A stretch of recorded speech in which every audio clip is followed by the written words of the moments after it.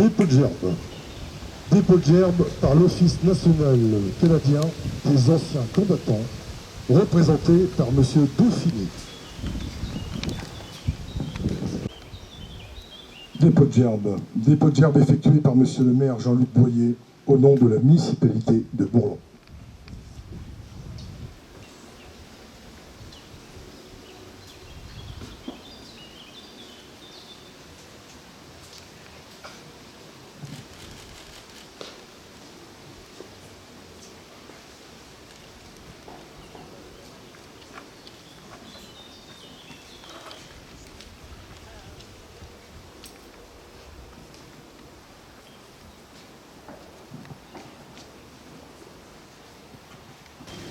Dépôt de gerbe. Dépôt de gerbe effectué par le président de l'UNP Valenciennes, le brigadier chef Christian Jaguer.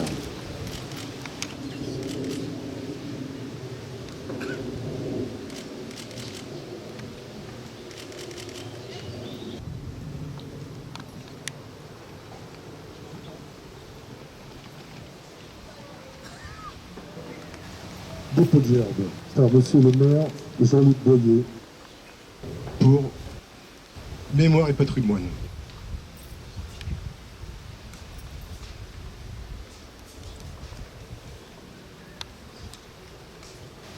Dépôt de gerbe du président de l'Astor Cambrai, le brigadier chef Noirmin Bernard.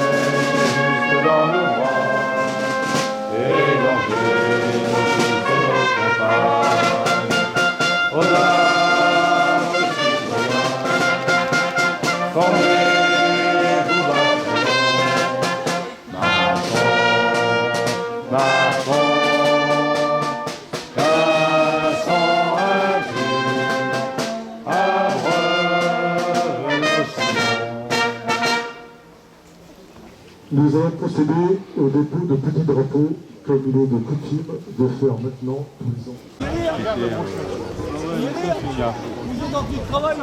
Sinon, je ne peux faire rien. La brochette, regarde la brochette. Merci. La division. Par contre, je vous demandais aux jeunes, c'est de ne pas vous appuyer sur les stèles. Parce que nous sommes ici dans un cimetière, donc on doit le respect à ceux qui sont entourés ici. Merci.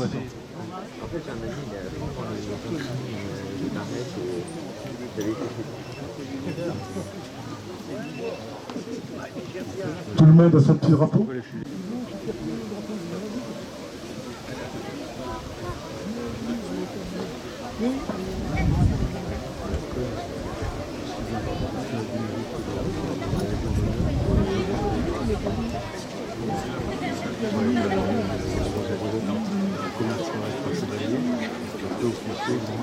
Ça fait la 21e journée qu'ils nous reçoivent et je leur remercie énormément au nom de la sœur Cambrai et au nom de l'USR Zone de Défense Nord. Merci.